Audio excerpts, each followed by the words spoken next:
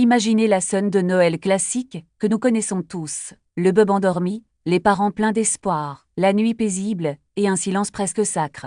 Mais cette image ne raconte que la moitié de l'histoire. Si nous pouvions voir au-delà du voile de la réalité physique, nous ne verrions pas la paix, mais un scénario de tension extrême. Au lieu de l'immobilité, il y aurait un effrayant dragon rouge, prêt à attaquer, positionne devant une femme sur le point d'accoucher, attendant le moment précis où le nouveau-né reprendrait son souffle pour le dévorer. L'autre moitié de ce récit, souvent oublié ou ignoré, ne concerne pas la tranquillité, mais le danger et la violence. Cette nuit à Bethléem ne fut pas seulement un moment de tendresse familiale, mais le début d'une invasion cosmique qui marquerait la victoire définitive de Dieu sur les forces du mal. Ce n'est pas une métaphore, ni une allégorie idéologique abstraite. Il s'agit d'un événement réel, avec des preuves concrètes, qui permettent d'identifier le moment exact, le lieu et même les personnages impliqués pendant des siècles. Les érudits et les astronomes ont débattu de la date précise de la naissance de Jésus. Mais peut-être que la réponse a toujours été là, devant nous, inscrite dans le ciel. Si vous pensez bien connaître l'histoire de Noël, sachez que vous n'en connaissez que la version superficielle.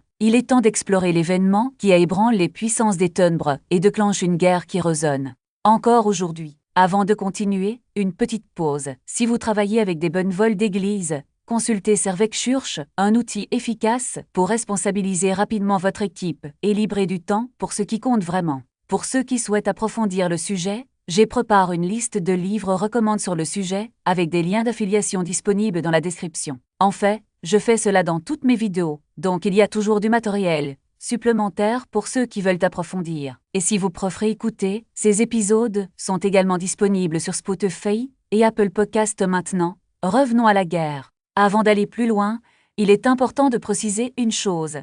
L'objectif ici n'est pas de déconstruire l'image traditionnelle de Noël.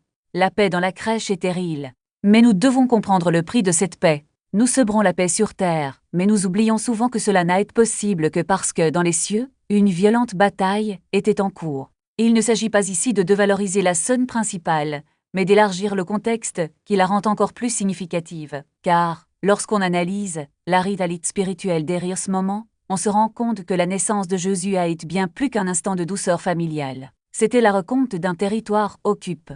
Dès l'instant où le bœuf a pris son premier souffle, une déclaration de guerre a été faite contre le dragon, l'ancien ennemi attendant de le détruire. Nous étions tellement concentrés sur le silence de cette nuit que nous n'avons pas pu entendre le grondement des tambours de guerre aujourd'hui. Nous ouvrirons les archives de cette bataille cosmique qui a commencé à Bethléem. Nous analyserons les preuves astronomiques qui indiquent une date précise, une date qui était déjà inscrite dans les étoiles bien avant d'être enregistrée dans les évangiles. Et enfin, nous identifierons le dragon qui se cachait dans l'ombre. Il est temps de mettre en lumière l'autre moitié de l'histoire de Noël, celle que presque personne ne mentionne. La plupart des gens ouvrent le livre de l'Apocalypse dans l'espoir de trouver une boule de cristal qui prédit l'avenir. Ils feuilletent les pages à la recherche d'indices sur des événements imminents, tels que des tremblements de terre, l'émergence de dirigeants mondiaux ou des rumeurs de guerre. Nous avons à être conditionnés à considérer ce texte comme une simple feuille de route pour la fin des temps. Mais que se passe-t-il si nous nous trompons complètement? Et si, au milieu de toutes les visions futuristes de Jean, il avait également enregistré un aperçu du passé?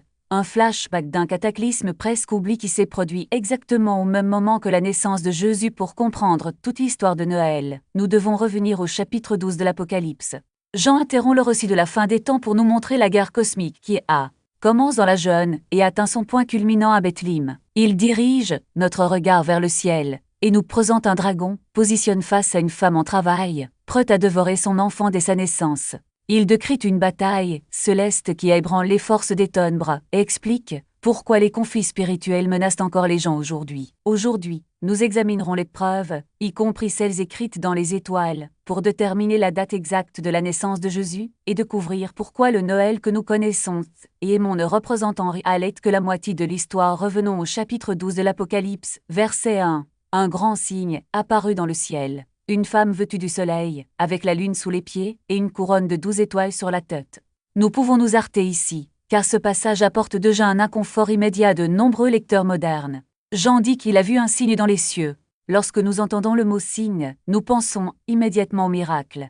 Le buisson ardent, l'eau transformée en vin, quelque chose de surnaturel envahissant le monde naturel. Mais pour un lecteur ancien, l'interprétation serait trop différente. Dans ce contexte, parler de signes dans le ciel signifiait parler d'étoiles, de constellations. Et je sais ce que vous pensez peut-être. Est-ce que vous nous apprenez l'astrologie? C'est une question valable. On nous a appris à séparer clairement l'astronomie, qui est la science des étoiles, de l'astrologie, qui est la croyance selon laquelle les corps célestes influencent nos vies. Et c'est à juste titre qu'après tout, la Bible interdit catégoriquement d'adorer les étoiles ou de chercher à les guider. Le Deutéronome le dit clairement. Nous ne devrions pas regarder le soleil, la lune ou les étoiles et nous détourner pour les adorer. Cependant, il existe une différence cruciale entre adorer un signe et l'interpréter. Revenons au début de la Bible, à Genèse chapitre 1, verset 14. Pourquoi Dieu a-t-il créé les lumières dans le firmament? Il dit qu'ils soient des signes pour les saisons, pour les jours et les ranises. Le mot hébreu utilisé ici pour signe est le même que celui utilisé pour la marque de Caïn ou le sang sur les montants des portes à la Pâque. Cela signifie un signe, un avertissement. Dieu a structuré l'univers comme une horloge dans le ciel, disposant les étoiles selon des motifs qui racontent une histoire et plaquant les planes comme les aiguilles de cette horloge. Quand Jean dit avoir vu un grand signe dans le ciel, il n'a pas d'hallucination. Il lève simplement les yeux. Il s'agit de décrire un alignement astronomique spécifique qui marque un moment historique précis. Et c'est là que l'histoire de Noël que nous connaissons entre en collision avec l'histoire de Noël que nous ne connaissons pas. Penser aux sorciers, par exemple. Nous les mettons dans nos crèches. Nous chantons les 3 mages. Mais nous sommes-nous aptes pour poser les questions évidentes? Comment le savaient-ils? La Bible dit que ces hommes venaient d'Orient, probablement de Babylone ou de Perse, et n'étaient pas juifs. Ils ne cherchaient pas un bob dans une crèche. Ils regardaient le ciel. L'évangile de Matthieu Hérode le Grand, mais la grandeur d'Hérode n'était qu'une facade. Derrière, elle se trouvait d'un homme ronge par la peur, la paranoïa et une soif insatiable de pouvoir. Il n'était pas juif de naissance, mais un haïdioumine, un étranger place sur le trône par Rome. Et pour conserver ce trône, il n'a pas hésité à éliminer toute menace, réelle ou imaginaire. Les historiens de l'époque, comme Flavius Joseph, décrivent Hérode comme un dirigeant brutal. Il fit exécuter 3 de ses propres filles, craignant qu'ils ne conspirent contre lui. Son épouse préférée, Marianne, a été tuée pour infidélité, mais en réalité parce qu'il la considérait comme une rivale politique. Même les rabbins de Jérusalem, sans être ses alliés religieux, furent surveillés et persécutés. Hérode n'a pas gouverné équitablement, gouverne avec terreur, et c'est dans ce contexte que les mages arrivent à Jérusalem. Ils ne vont pas directement à Bethléem. Ils se rendent au palais du roi, car c'est là qu'ils espèrent trouver un nouveau-né de lignée royale. Après tout, si une étoile annonçait la naissance d'un roi des Juifs, qui de mieux pour le savoir qu'Hérode lui-même? Mais la réaction du roi n'est pas de la joie. Matthieu nous dit qu'en apprenant la nouvelle, Hérode fut trouble, et pas seulement lui, mais tout Jérusalem avec lui. Pourquoi tout Jérusalem serait-il à larmes? Parce que tout le monde connaissait Hérode. Il savait que lorsqu'il se sentait menace, le sang coulait. Et voilà qu'un groupe d'astronomes étrangers arrivait pour annoncer la naissance d'un rival, un roi des Juifs. Pour Hérode, ce n'était pas une fête, c'était une condamnation à mort. Ce qui se passe ensuite est l'une des scènes les plus sombres de l'histoire de Noël. Hérode convoque les principaux sacrificateurs et les scribes et demande où devrait naître le Messie. Ils répondent en citant Michi, à Bethléem de Judée. Alors Hérode appelle en secret les magiciens et leur demande de chercher l'enfant en leur disant « Allez chercher des informations exactes sur le garçon, et quand vous le trouverez, dites-le-moi, afin que j'aille aussi l'adorer. » Mais Hérode n'avait aucune intention d'adorer. Son plan était diffre. Pendant que les mages suivent l'étoile jusqu'à Bethléem et trouvent Jésus, Hérode attend. Et quand ils ne reviennent pas, averti dans un rêve de ne pas retourner à Jérusalem, la fureur du roi explose. Il ordonne le massacre de tous les enfants de Bethléem et des environs, âge de 2 ans et moins, en calculant le temps en fonction des informations que lui ont fournies les mages. Cet épisode, connu sous le nom de meurtre des innocents, n'est pas un détail folklorique.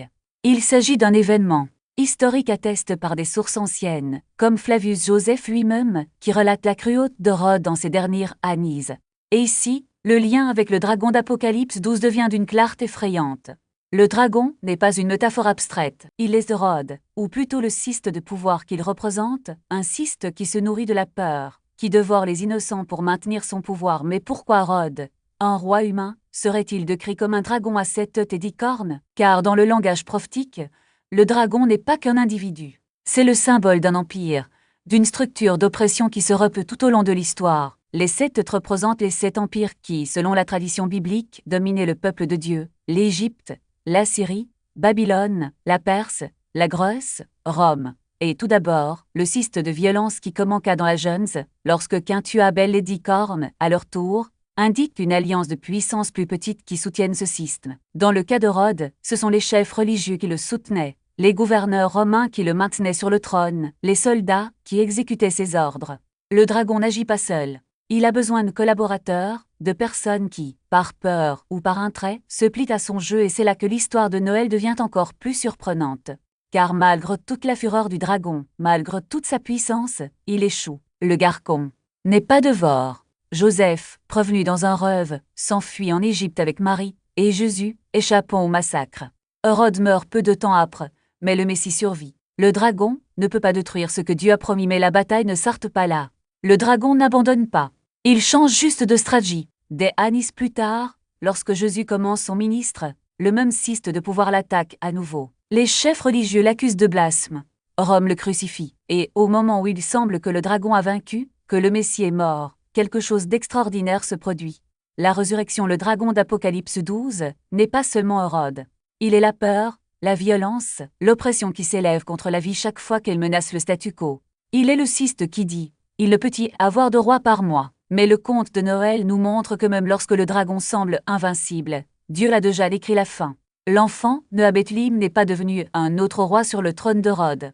Il est venu briser le trône du dragon, une victoire qui change tout. Le dragon, habitué à dévorer ses ennemis, découvre que, pour la première fois, sa proie lui a échappé. Et il ne s'est pas contente de s'échapper, il les monte. Le garçon de Bethléem, qui semblait fragile devant le pouvoir d'Hérode, est désormais assis à la droite de son père, régnant avec un sceptre de fer. Celui que le dragon tentait d'étouffer dans son berceau règne désormais sur toutes les nations. C'est comme si Dieu disait « Vouliez-vous tuer le roi ?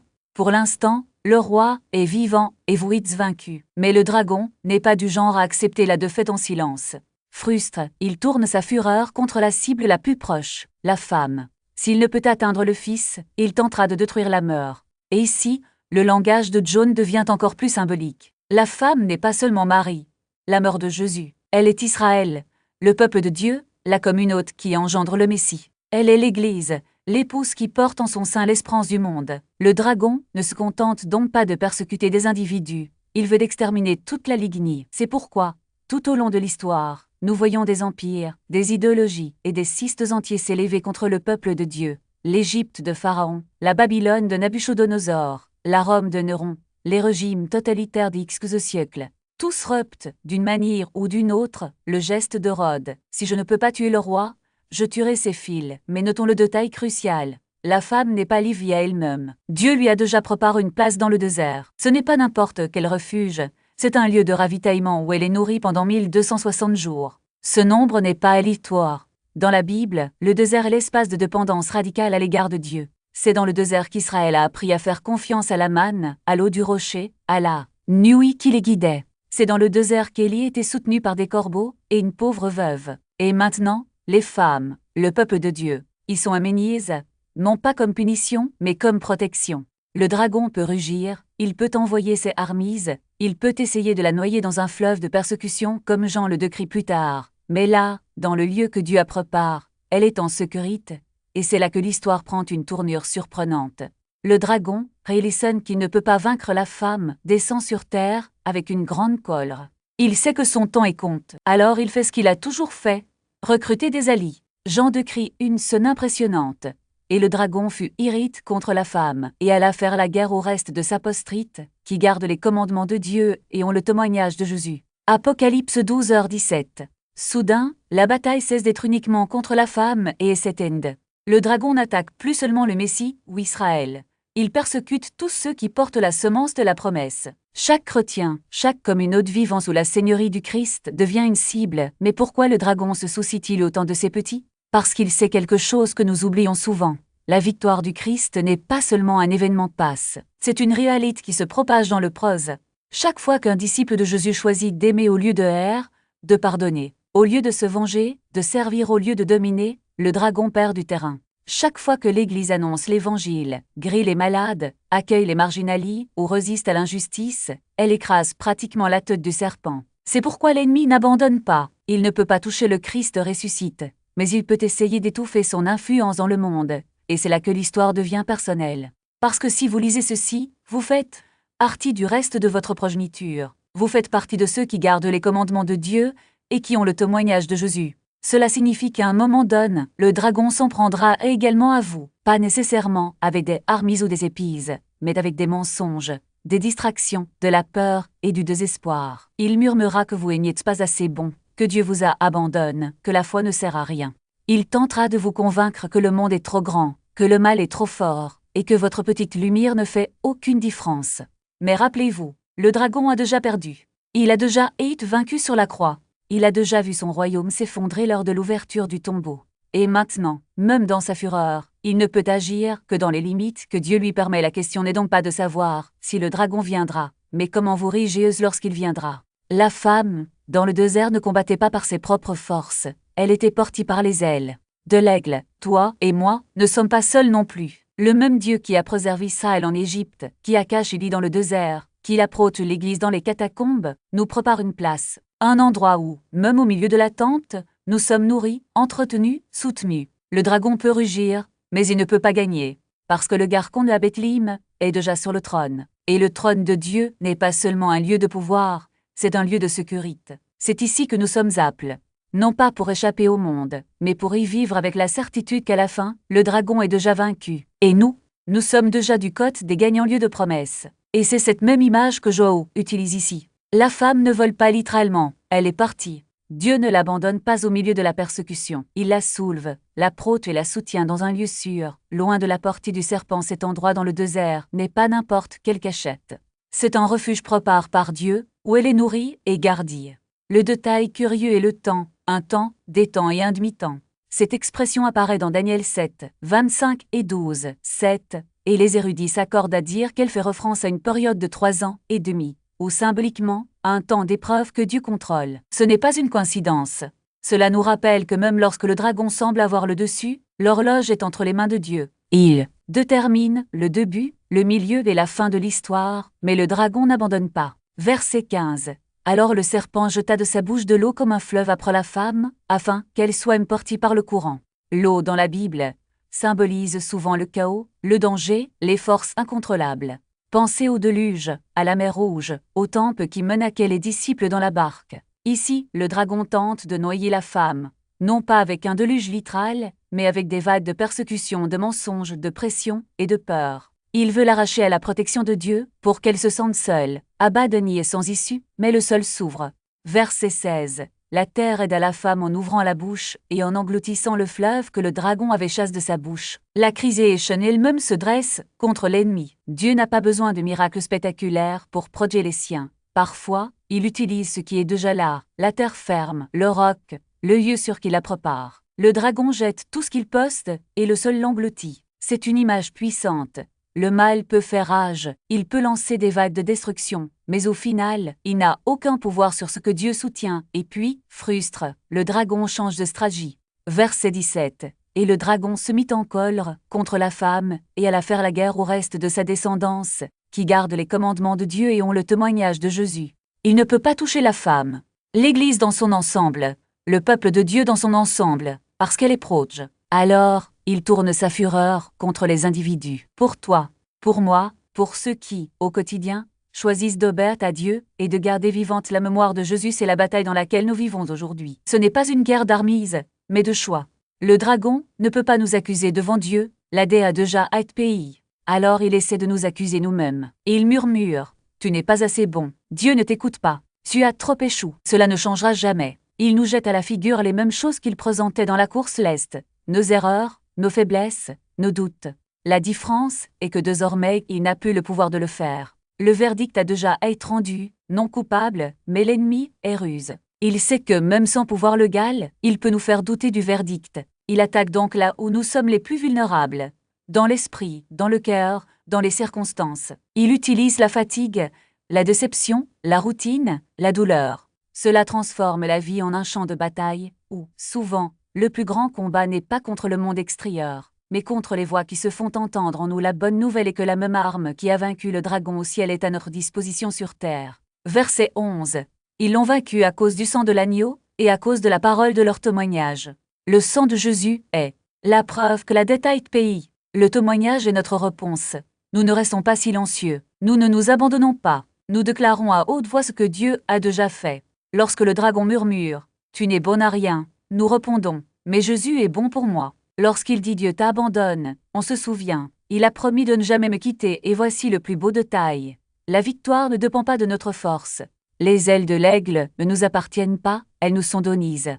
La place dans le désert ne se conquiert pas, elle se prépare. La protection ne se mérite pas, c'est un cadeau. Dieu ne nous demande pas de combattre seul, il nous demande de faire confiance. Voler, même quand on ne voit pas les ailes. Pour se reposer, même lorsque le sol tremble. À croire qu'en fin de compte, le dragon est déjà vaincu, et que nous sommes déjà du côté des vainqueurs un lieu de sécurité. La femme, cette famille fille de Dieu au premier siècle, s'enfuit dans le désert, et le dragon se rend compte qu'il ne peut pas l'atteindre. Elle bouge trop vite, il est porté par quelque chose avec lequel il ne peut pas rivaliser. Alors, il change de stratégie. S'il ne parvient pas à l'attraper, il tentera de la noyer. Le verset 15 dit « Et le serpent jeta de l'eau de sa bouche après la femme, comme un fleuve, pour qu'elle soit emportée par le courant. » Ici encore, il s'agit de déchiffrer les symboles. Dans le monde antique, en particulier dans la Bible grecque, les inondations et les eaux turbulentes représentent presque toujours des armises d'invasion ou une persécution écrasante. Isée lui décrit le roi d'Assyrie comme un déluge qui lui monte jusqu'au cou. Le psaume 18 parle des torrents de destruction qui menacent d'engloutir l'âme. Le dragon ne crache pas littéralement de l'eau, il déclenche un barrage de violence. Il incite les nations, les pouvoirs politiques et les systèmes de contrôle humain à rayer cette nouvelle comme une hôte messianique de la carte. Et historiquement, nous savons que cela s'est produit. Au 1er siècle, l'Église primitive a été confrontée à une vague de persécution, d'abord de la part des chefs religieux de Jérusalem, puis, brutalement, de la part de l'Empire romain lui-même. Néron, Domitien, le poids écrasant de la bête essayant de noyer l'Église avant qu'elle n'apprenne à marcher. C'était comme la fin. Il semblait que cette fois, le dragon allait gagner, mais regardez le verset 16. Et la terre secourut la femme. La terre ouvrit sa bouche et engloutit le fleuve que le dragon avait chassé de sa gueule. Ici, la providence de Dieu agit. Même le sol est de son côté. Il existe un lien historique fascinant que de nombreux chercheurs soulignent. Peu de temps avant que les Romains ne détruisent Jérusalem en 70, après JC. Un événement qui aurait anéanti l'Église mort. Les croyants juifs ont fui la ville. On traverse le Jourdain et se sont réfugiés à Pella, dans le désert. Alors que le déluge romain dévastait Jérusalem, le désert engloutit le danger, et le peuple de Dieu l'était en sécurité. Le dragon tenta de les noyer, mais le sol refusa de couper, et puis nous arrivons au verset clé du chapitre, le tournant. Le moment où Joe hâte de parler du passe et tourne son regard directement vers vous. Le verset 17 dit « Et le dragon se mit en colère contre la femme, et alla faire la guerre au reste de sa postérité, qui garde les commandements de Dieu et ont le témoignage de Jésus-Christ. » Pensez à l'arbre généalogique ici. La femme a donné naissance à l'enfant mâle, c'est Jésus. Mais elle a d'autres enfants. Elle a des descendants qui sont encore sur terre, qui gardent les commandements et gardent le témoignage. Qui sont-ils? C'est nous. En d'autres termes, l'Église. Tout croyant, depuis le 1er siècle jusqu'à aujourd'hui, qu'il a été adopté dans cette famille de Dieu, cela explique le monde dans lequel nous vivons. Cela explique pourquoi suivre Jésus ressemble à un combat. Même si nous savons que la victoire est déjà certaine, nous restons la cible d'un ennemi vaincu. Le dragon mène une guérilla contre les frères du roi. Il sait qu'il ne peut pas accéder au trône, alors il essaie de baisser la famille. Mais remarquez comment nous sommes identifiés. Nous ne sommes pas définis par la peur du dragon, nous sommes définis par deux choses. Nous respectons les commandements de Dieu, et nous nous accrochons au témoignage de Jésus. Ce mot, témoignage, est puissant. En grec, c'est martyria, d'où vient le mot martyr. Cela ne signifie pas nécessairement mourir, mais vivre de telle manière que votre vie prouve que le dragon est un menteur. Chaque fois que vous choisissez le pardon plutôt que la vengeance, vous retenez le témoignage. Chaque fois que vous choisissez la générosité plutôt que la vidite, vous combattez le dragon. Chaque fois que vous choisissez l'amour plutôt que la haine, vous battez l'ennemi. Le dragon a un fleuve de mensonges, un flot de persécution, un rugissement qui fait trembler la terre. Mais nous avons quelque chose de bien plus fort, le témoignage de l'agneau aujourd'hui. Je veux que vous voyiez l'histoire de Noël telle qu'elle est réellement. Oui, c'est un bœuf et une crèche.